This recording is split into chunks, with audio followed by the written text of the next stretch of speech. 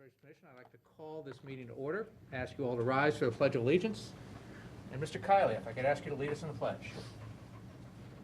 I pledge allegiance to the flag of the United States of America and to the republic for which it stands, one nation, under God, indivisible, with liberty and justice for all. Thank you.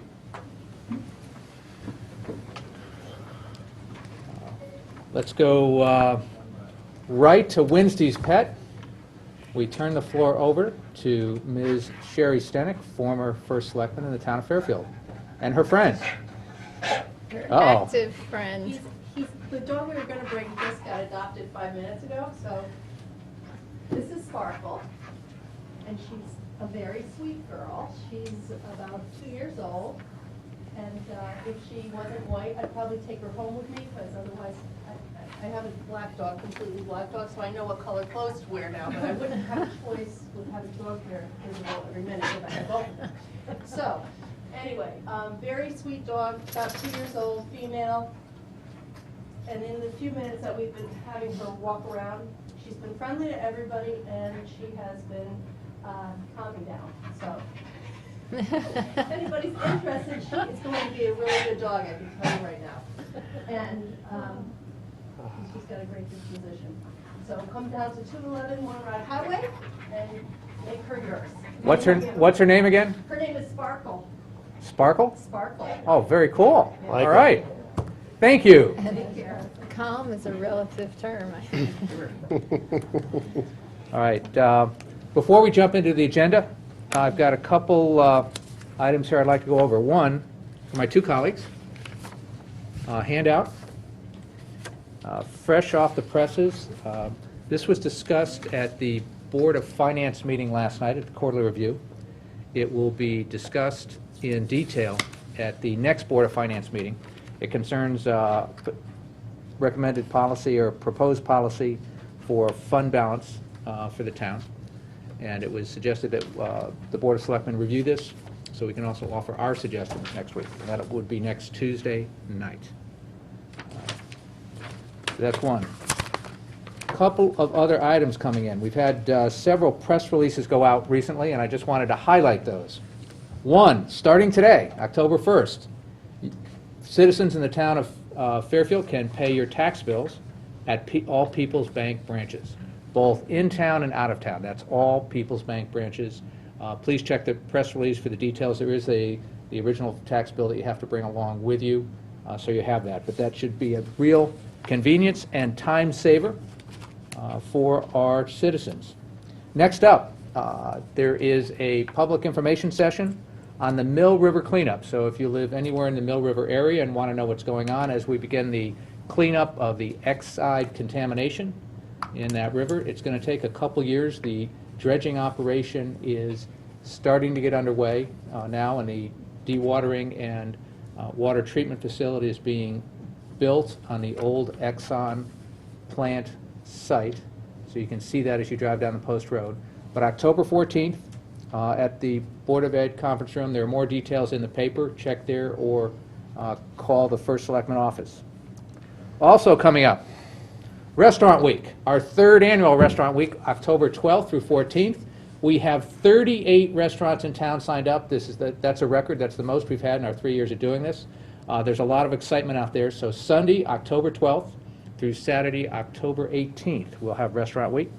And it's been fabulous. And in addition, this year we've gotten more merchants than ever to join us in celebrating Restaurant Week with discounts. So you can work up your appetite shopping and then come on over to Restaurant Week and get nutritional food at a discount. Some great prices out there.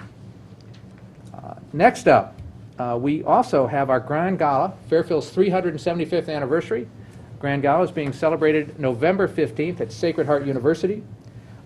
This is your chance to be part of Fairfield history.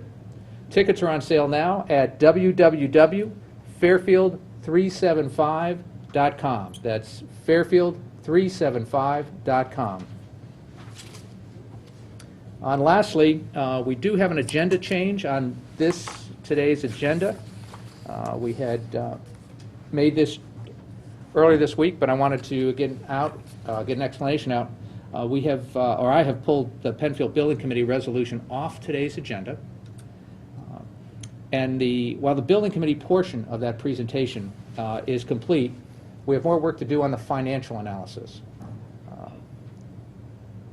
especially considering that this financial analysis needs to include details from FEMA on our cost reimbursement, and that's a significant portion of what that reimbursement is going to be. Our FEMA consultant has recommended that we take this additional time to confirm the details on the FEMA reimbursements. This analysis will be a comprehensive look at both the initial costs as well as the future operating cost and contributions. We realize this analysis will be a focal point of the discussions and the decision-making for this board, but also the Board of Finance and RTM. We want this to be as complete as possible. These cost reimbursements are a critical part of the analysis. They'll provide a means for reducing the rebuilding costs of the town by several $1 million.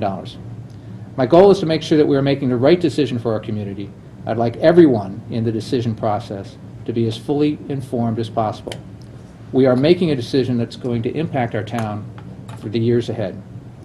The objective will be to place this resolution on the November 5th Board of Selectmen meeting. This would allow it to potentially be on the November RTM agenda, and I'll keep you updated on that. As we discussed, it might be helpful to have the PBC use this time, the Penfield Building Committee, to give an update to both the Board of Finance and RTM during October so they can be fully updated and first and have plenty of time to consider the building options, even though the financial analysis will be delivered in November. So just wanted to give everybody an update on that. Now, with that being said, we'll move on to the agenda, and the first item up is to consider and act upon the minutes of the regular meeting of August 6th and the special meeting of August 26th. Okay to consider these together? No, can we break them up? Okay. Please. To consider and act upon the minutes of regular meeting of August 6, 2014. May I have a motion to accept? So moved. A second? Second. All right. Any changes or discussion? Ready to vote? All in favor? Aye.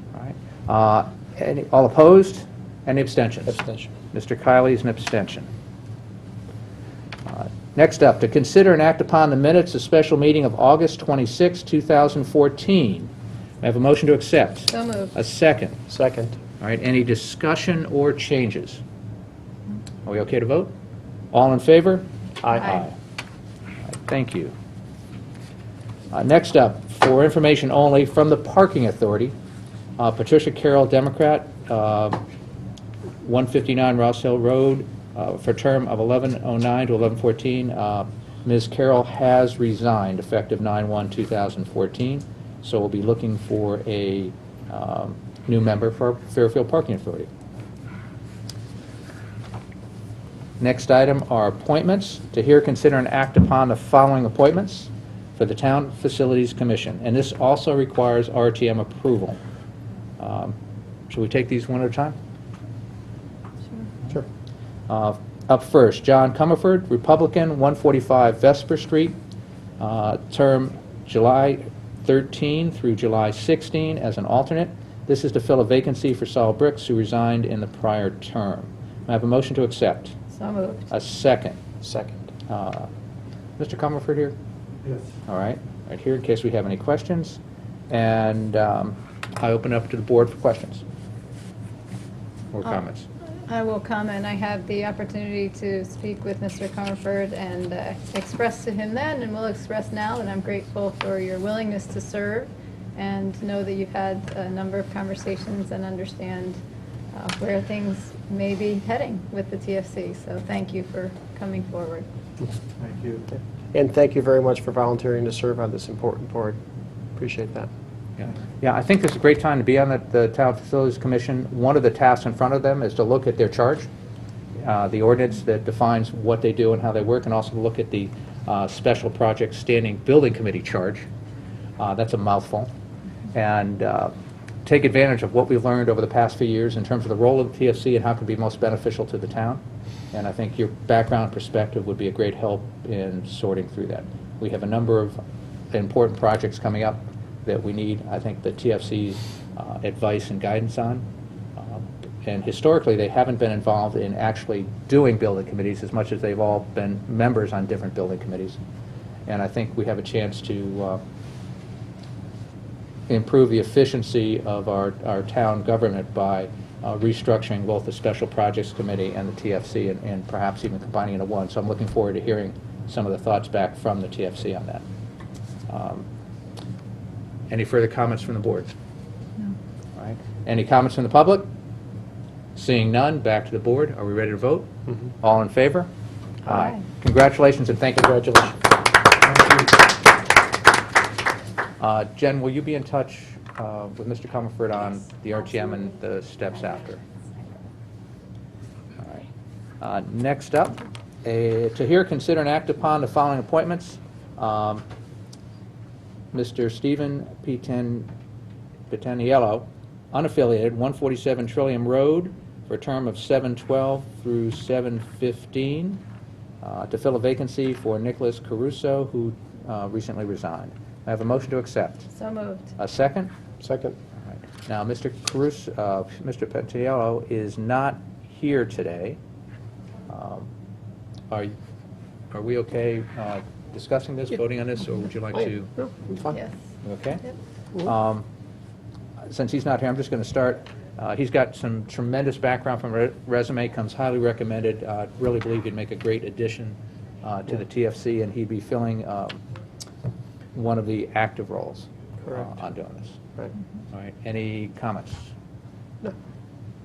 Okay. Any comments from the public? Back to the board. Are we ready to vote? Yes. All in favor? Aye. Aye. Thank you.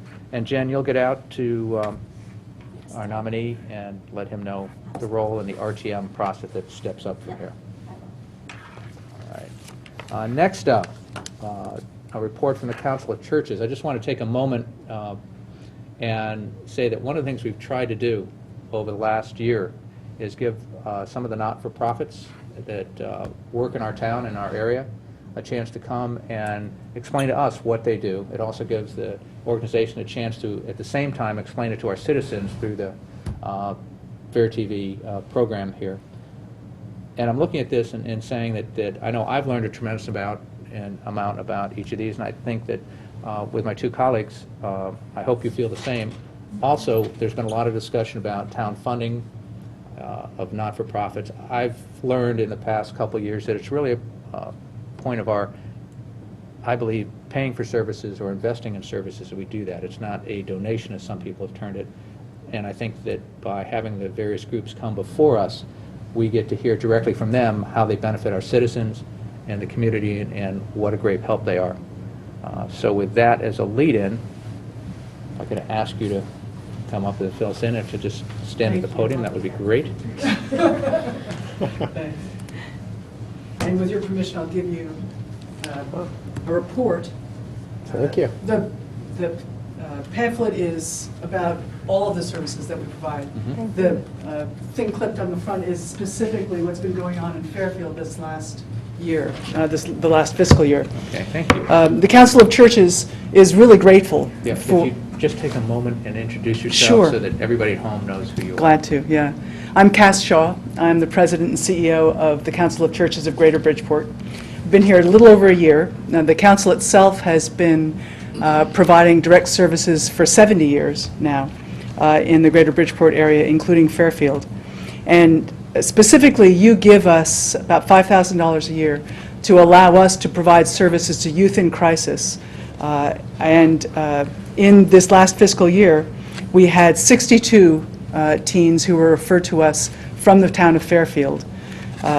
22 of them were given non-respite care, meaning that they didn't have identified problems that meant that it would be helpful for them to live in one of our apartments.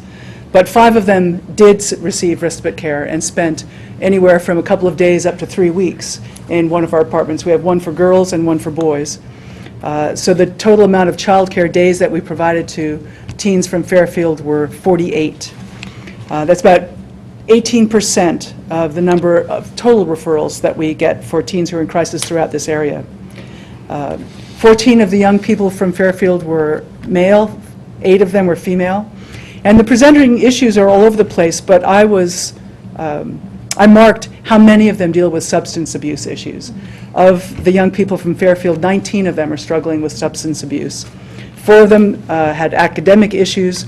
4 of them were dealing with suspensions and needed to work that through. 7 were truant. 13 of them were struggling with behavior issues that presented at home, and 12 of them had run away. 1 was homeless. Through Janus Center, they received services. One of the things we're really proud about is that because of the work that we do through our 2 caseworkers, both in school settings and directly in home settings, 98% of the young people that we see do not then go into the juvenile justice system. So giving them a break, giving the families a break, having some intervention and some mediation, giving them new tools is really helpful, and providing a great service to those families and certainly to the whole community. Enough said. If you have any questions, I'm happy to answer them. Just a couple I can kick it off. One of the things that I had trouble getting my head around at first was just the name, the Council of Churches versus the work that you do. Can you kind of help us? Absolutely, sure. How that is, and have you considered a name change for this We've service? struggled with a name change. We don't want to throw the baby out with the bathwater. The Council of Churches is a membership organization. We're made up of about 60 member congregations who all provide volunteers and financial support and decision-making authority for how we conduct what we do. Since the close of the Second World War, when a couple of churches got together and realized they could do more together than they could do alone, various different projects began to bubble up, like after-school programs or reentry programs for ex-offenders, like the Youth in Crisis program through Janus Center, and a variety of other things. They're in your packet. We are a direct service, non-sectarian agency, but we are Christian in nature, and we are based in congregations. That said, the congregations don't provide the majority of our funding, but they do provide the people power that allow us to be doing the direct services and also providing advocacy efforts for systemic change in the areas that affect the clients that we serve. We're thinking about how to change our name. We sound like a bunch of ministers that all kind of talk to each other about theology. It's not what we are. But we want to be sensitive to our heritage as well as looking forward to the future. We're trying to figure out how to call ourselves something that is more obvious in terms of explaining what we do. There are a number of organizations that service the youth in the town of Fairfield and varying, as they struggle with various issues. Yes. What makes your organization unique? There are 16 beds in Connecticut for young people who need respite care who are not part of the system already, that pre-system care that might keep them from going into juvenile justice. We have 5 of those beds. And I think that is a critical piece, that the young people and their families get a breather from one another and get the tools that they need to be able to reunite in a way that's really productive. To be able to do that for a young person before they get caught up into a system is really helpful. And there are very few beds in Connecticut. We're really glad that we have at least 5. We'd love to expand. Our 24-hour hotline, the fact that our caseworkers are bilingual, and the fact that we're also in the schools, primarily in Bridgeport at this point. But we go to where the kids are. Instead of saying to them, if you've got a problem, if you're struggling at home, you can make an appointment and come to our office, which happens to be over in this part of Bridgeport. We're coming in, and our caseworkers have office hours at the schools. So they're getting to know the faculty, the staff, the guidance counselors, and really providing services that the guidance counselors, right now, given their caseload, can't possibly do on their own. So we're supplementing, supporting what the schools are already doing. Okay. I'll open up. Anybody else? Kevin? Reverend Shaw, thank you Yes. very much for being here, and thank you for all of your wonderful work you do in our town. Could you just expand on Mr. Tetro's question, because he touched on mine. Sure. When you talk about the services that you were able to provide to juveniles to intervene and to keep them from entering into the juvenile system. Yep. What types of services, just a couple examples of offerings that you have that help guide them and get them back with their families Yep. and on that track versus the juvenile justice system track Right. that we don't want them going down? Primarily, it's counseling, crisis intervention, and referral to various other appropriate agencies that will have the kinds of programs that they might be able to benefit from. And it's not just for the young people, it's for the parents as well. Sometimes parents need new skills, new strategies for discipline at home, new ways of understanding how to connect with their young people. So our caseworkers provide some of that support, and when it's beyond their expertise, we partner with other agencies and refer young people and make sure that they follow through. We also have a summer enrichment program for 6 weeks in the summer.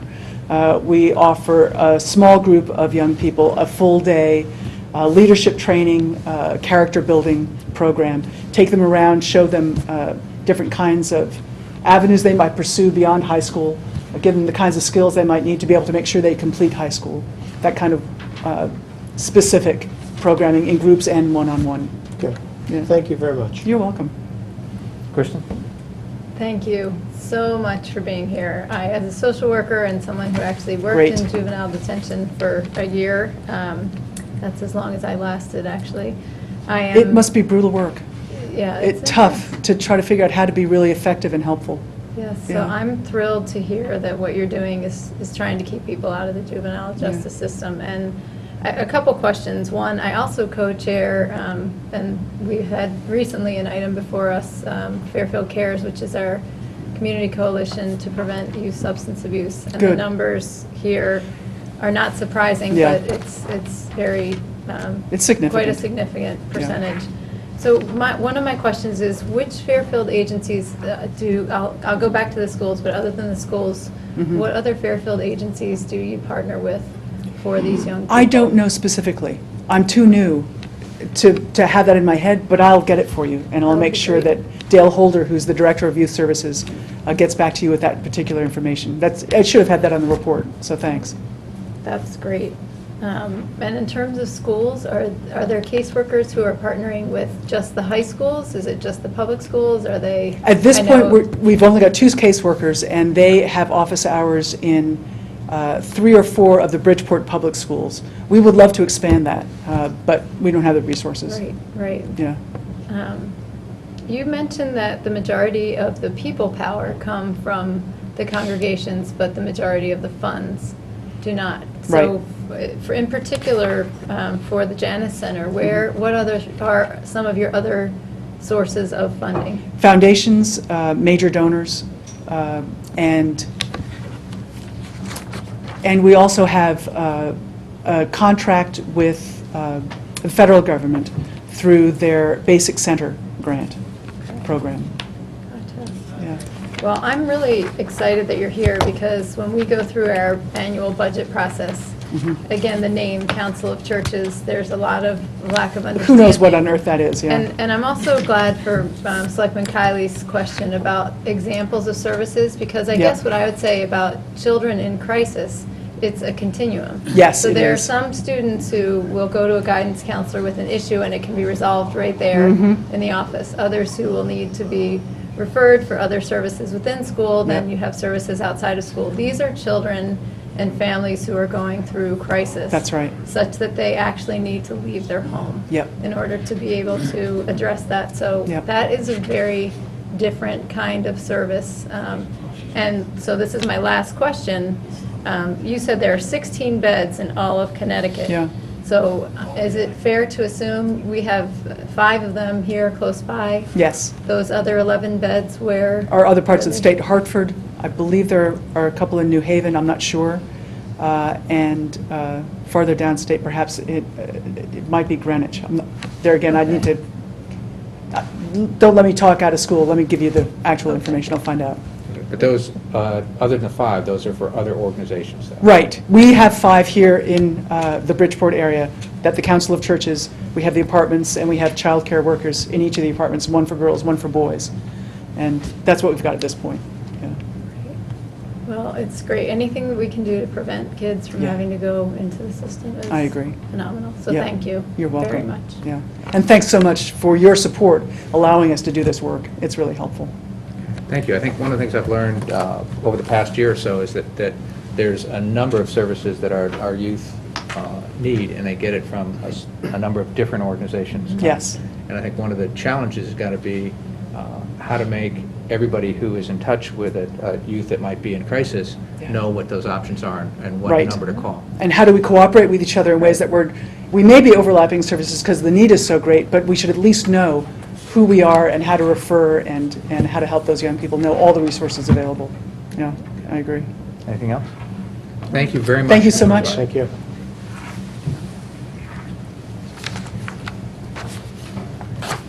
All right, and next item on the agenda is to hear an update from the Kennedy Center. And thank you very much for joining us today. Good to see you again. Thank you for And if inviting just us. introduce yourself so Sure. that the folks at home. I'm Marty Schwartz. I'm President and CEO of the Kennedy Center, and assisting me is Joanne McMullen, the Vice President of Development. And First Selectman Tetro, members of the Board of Selectmen, and Fairfield citizens, thank you very much for having us here. We have a PowerPoint which is going to, I guess could the camera see that, or?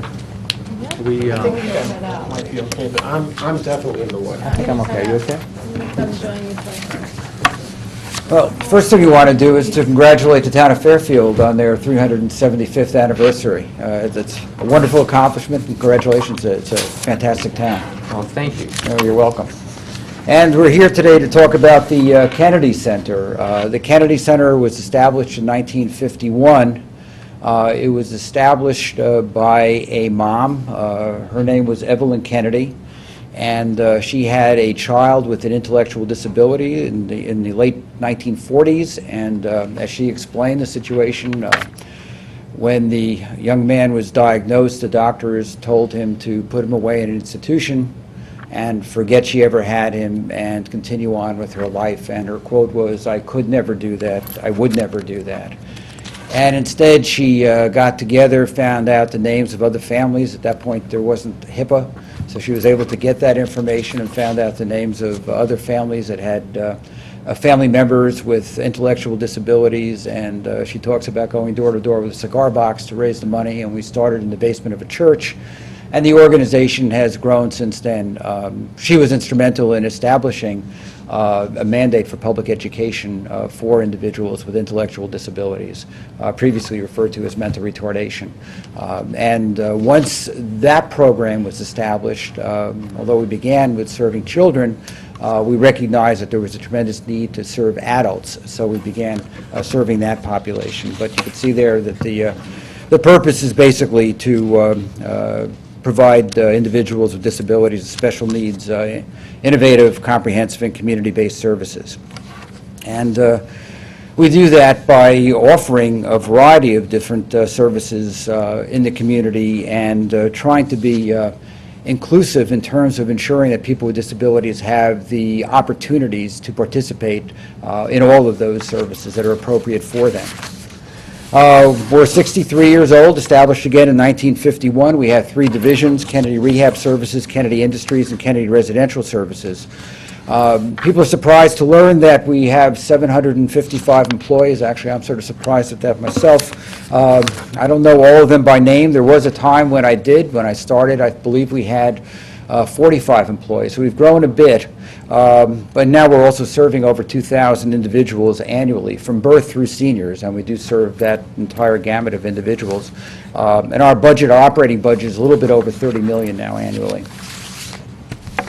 I mentioned birth to seniors. Well, we have a variety of programs. Serving children birth to 3 is one, where we go into the individual's homes and provide the supports and the therapies necessary to help those individuals to be able to be mainstreamed into the public school system. A family partnership program assists families of individuals with disabilities with any assistance that they might need to be able to better meet their own needs, as well as the needs of the individual's family members that have the disabilities. We have summer camp supports. We provide support for a variety of camps so that individuals, children with disabilities, are going to be able to access those camps. The Lighthouse After School program in Bridgeport provides supports for individuals after the school day in the city of Bridgeport. We have a variety of recreational programs, And the Opportunities Unlimited program matches up volunteers with individuals with disabilities to help them, especially on weekends, to be more independent and to access the community. Our Autism Project was established in 2006, supporting individuals who have a diagnosis on the autism spectrum, and we provide a variety of services there. Information referral services, support for the young people in individual and community activities. We provide a lot of family support and family meetings, service coordination, behavioral supports that are necessary. Also, we provide a variety of supports in the area of assisting people to gain the resources that are necessary so that their individuals can really achieve to their greatest potential. And again, we're constantly developing new services to meet identified and unmet needs. We provide services to the schools and transitioning individuals who are at the age of graduating from school to transition into the community, whether it's into the world of work or into a day program that's going to help them to better access the community in other ways. And we've also began providing considerable services, both day and 24-hour services to individuals with acquired or traumatic brain injury. Kennedy Industry operates a variety of programs. We have a variety of businesses that we'll talk about in a few minutes, and we also provide the recreational support 7 days a week, again, through the community. We're a community-based program, and we feel it's vital to ensure that all people that we serve access the community as best as possible to both their benefit and the benefit of the community. We have 26 community experience programs, and these are programs that are established throughout the greater Bridgeport, Fairfield area, assisting people both in terms of day-to-day rehabilitation types of activities, activities of daily living, and also helping them to access the community, whether it's volunteer work at various settings or else just enjoying the community, going to parks, going to lunch, going to the malls, those types of things. Travel training, a really important service that we provide throughout the state of Connecticut, and it's received some national acclaim. What we do is we assist people with disabilities and the elderly to access public transportation, whereas in the past, many of these people required demand response types of services where the transportation, the service would have to go to their home at a particular time and then bring them to whatever area they needed to go to, or whether it's for a doctor's appointment, shopping, or what have you, and then bring them back to the home. This is very costly for the transit districts, for the towns, and also it was inconvenience for the individuals with the disabilities because they would have to wait around until the vehicle was able to get to their home and then give them enough notice to pick them up again. With the travel training, we're able to train many individuals to access public transportation, and we have travel trainers that are assigned to individuals, and they teach them the routes that they need to go on, and then they sort of shadow them for a period of time until they have the level of comfort that the individuals that they've trained are able to access and use that public transportation on their own. It's been a great service, and again, we're providing that now throughout Connecticut. Kennedy Industries offers a variety of businesses that are training opportunities for the adults with disabilities that we serve, but also provide services to individual citizens as well as to businesses throughout the community. And Cutting Edge Lawn Service is exactly that. We provide lawn cutting service both commercially and privately. Kennedy Industries does a lot of subcontract work at site, and we also provide temporary work opportunities to employers. The Ken Clean janitorial service provides commercial cleaning on both a daily and a weekend and on an evening basis as well. Stamps and Stuff is a mailroom operation that does all types of multifaceted mailroom types of activities. Soups and Such is our catering service, and we provide catering to a variety of businesses, and also we cater for public parties, and we do a great job. The food tastes wonderful. And Frameworks frames pictures, posters, and they do the framing and the matting, and I have to say they do an exceptional job at a very reasonable cost. Kennedy Employment Services provides, basically it's a It's a recruitment assistance, retention support service. What we do is we provide people for jobs. It's an employment service like any other. We provide it at no cost to the employer, and we've worked with the people that we place so we know their skills and abilities. And we also provide on-the-job training, and for the period of time that it's necessary, we'll provide direct staff support so that we could assure the employer of top quality control. So we'll have a staff member work alongside the person that is being placed at a site for as long as that's necessary to ensure that the individual that we've placed is providing top quality service to that employer. Kennedy Rehab Services, a variety of community training, therapy services, job placement services. We do work evaluations, counseling supports, competitive job placement, and follow-up to ensure that everybody is doing exactly as they should in terms of their work on the job. And the Rehabilitation Services Program does provide extensive employment training. So we have both the job placement service where we place people on jobs in the community and provide, again, that support that I had mentioned to you before as necessary, and then we pull back the support when the person has gained the skills necessary to do an excellent job. But we also have what we call supported employment, where we'll provide an individual or groups of individuals on a job site and maintain staff support there. And sometimes that's an ongoing situation to ensure that we're meeting the quality demands of the employer. Kennedy Residential Services, and we do have a home. The home right in the middle is right next to the library on the Old Post Road, Broadhurst Manor. We provide housing and independent living services to 96 individuals. We have 16 group homes, and then we have what we call supported living, where people live in their own homes or apartments, and we provide support as needed. We're available 24 hours a day, so if people need support with shopping or getting to a doctor's appointment or cleaning or cooking, we'll provide that support, plus any other emergency support that they may need. So our people are available 24 hours a day, and again, our goal is always to help each person to reach their greatest potential and to be as independent as possible.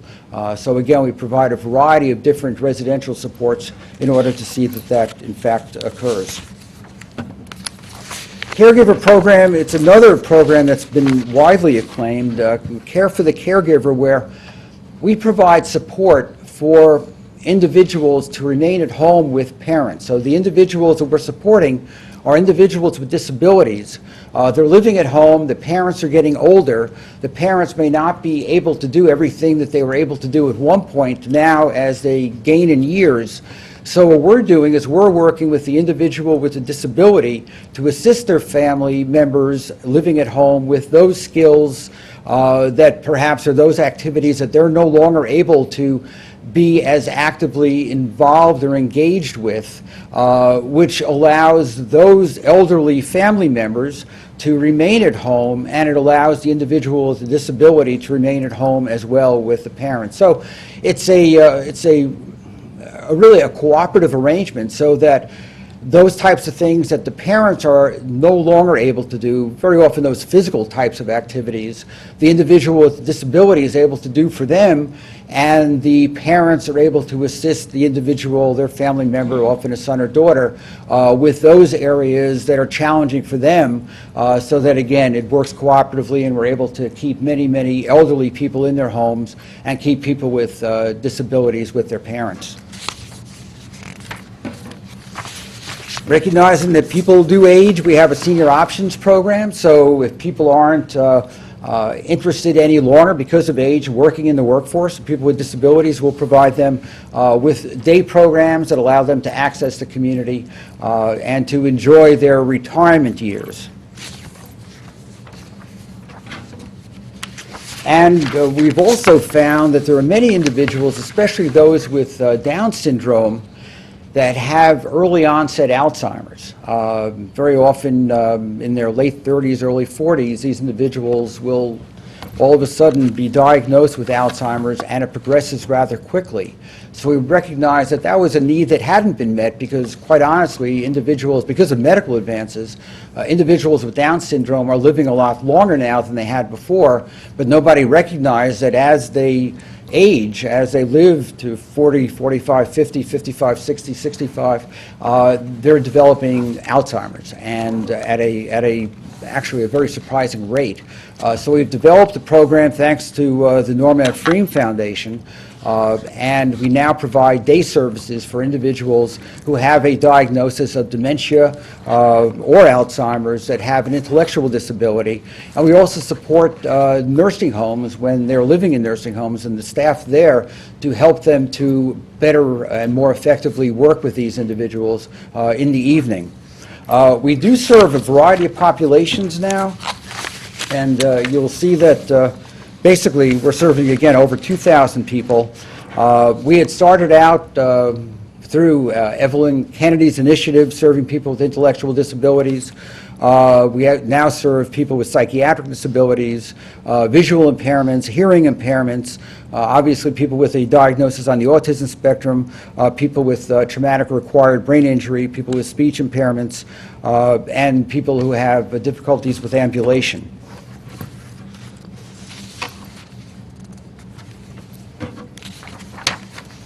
And we're very proud to serve the town of Fairfield. And I'd be happy to answer any questions that you might have. Thank you. You're welcome. And thank you for moving over there.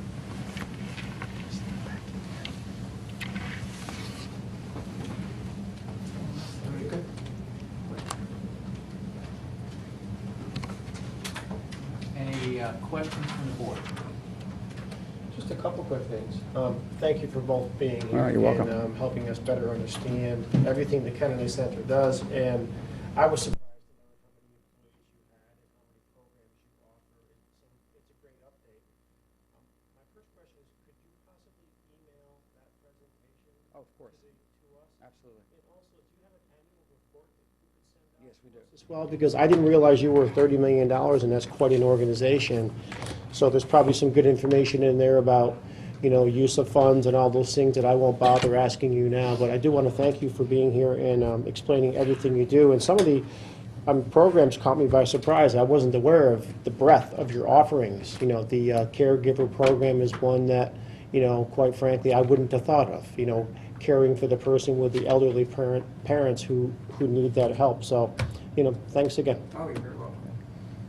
Yes, thank you very much for being here. I actually, Thank you for the invitation to be here. Really appreciate the opportunity to explain our programs in more detail. yeah, it's a gift, and I actually had the same exact question about getting that presentation emailed, so thank you for that. That'll be wonderful. And I guess, should we send it to you, Jim? Please, Okay. yes. The question that I had was actually related to transit, and recently in being at Human Services, the Human Services Commission, and hearing some conversation there about how we're transiting different people in town. I know that I had heard somehow a connection with the resource that you all have and how you work together with some of those other transit agencies, and can you explain a little bit about that? Yeah, we do quite a bit. We do training in various regions, including this region, to people with disabilities, the elderly, and veterans, how to, again, access public transportation. We also worked on a taxi voucher system so that people, again, in those categories would be able to get basically a discount in taxi. And we're trying to also developing accessible taxi services for some of the people that have difficulties with ambulation. You know, we coordinate transportation. People in those categories have transportation needs. We work with them to be able to help them to best access whatever supports exist in terms of the transit system. We're also trying to work on a volunteer system to get volunteers, and this is primarily for veterans, to get volunteers to be interested in driving veterans that do not have access to their own transportation to doctor's appointments and to other essential appointments that they might have. So basically, you know, what we're looking at is to ensure that people with disabilities, the elderly, and veterans have access to the transportation sources that they need to be able to get to where they need to go. And we're doing that with Greater Bridgeport Transit District as well as a variety of other transit districts. We're also, in terms of our travel training program, we're working as a train-the-trainer type of thing, where we're working with Massachusetts now. We had worked with New Jersey in training their transit district people how to work with people with disabilities to help them in those states to be able to best access public transportation. Wow, that's wonderful. So you are really a hub in terms of that whole process. So Right, that's- yeah, and we're very Yeah. proud of that as well. Yeah, it's- And we also, by the way, have over 120 vehicles of our own, because we recognize in the suburbs, sometimes there aren't fixed transit routes, and yet our people need to get to either program or to jobs, so we provide them with transportation through the Kennedy Center. My other question is, what other comparable agencies, or are there any other comparable agencies to yours in the state of Connecticut? There are other agents. I like to say ours is the best, but I'm sure that's not even accurate. Although we try to do everything we possibly can to ensure top quality services. But there are other organizations, some perhaps not as comprehensive in terms of serving the number of populations that we serve, but there definitely are other organizations in Connecticut that provide similar services, and very good quality organizations as well. And do you partner with them? Is there a consortium, or do you get Well, together? I mean, we have a or- trade association, so we sort of partner in that regard. At one point, there was a consortium. Actually, People to Places started with a consortium of non-for-profit organizations, the Kennedy Center, of which it actually is probably not very well known at this point, but many, many years ago, we were one of the founding members of People to Places, along with what's now the Special Needs Center and Goodwill Industries, and now the Albin Centers was at that point the Rehab Center. So, you know, we like to partner, and certainly it's beneficial to do that. We have done it in the past, and we look forward to doing that in the future. Wonderful. Thank you so much. You're welcome. Again, thank you for this opportunity. Yeah, I just, you know, from a personal experience, I grew up with one of the young boys in the neighborhood who used your services for quite a bit, so I had a chance to see up close and personal the impact and both the quality of service and the impact on life for not only the young boy, but his parents, in terms of what it meant. Yeah. So thank you very much for all that you're Thank doing you. for Fairfield. Okay. It was our pleasure. Thanks. And I didn't burn anything there. Nice to see you. Jen, is that our projector? I believe so, so Okay. before private. Well, it is now. They left the room. Yeah, no, it's. All right, next up on our agenda is the tax collector. To consider and act upon tax refunds as recommended by the tax collector in the amount recommended. May I have a motion to accept? So moved. A second? Second. Any amendments? Yes. Could we add the amount $8,197.40? I move to add that to the end of our sentence. Second. All right. Any further discussion on the amendment? No. All in favor? Aye. All right. Now, the motion as amended is before us. Any further discussion on the motion? Ready to vote? Yes. All in favor? Aye. Thank you. Next up is a private executive session with the town attorney. I have a motion to go into private executive session. So moved. A second? Second. Any discussion? All in favor? Aye. All right. Thank you. All right, may I have a motion to come back into public session? So moved. A second? Second. All in favor?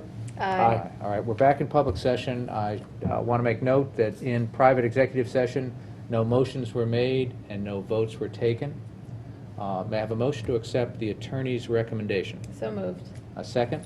Second. Any further discussion? All in favor? Aye. All right. Moving on. Item 11, to hear, consider, and act upon any communications.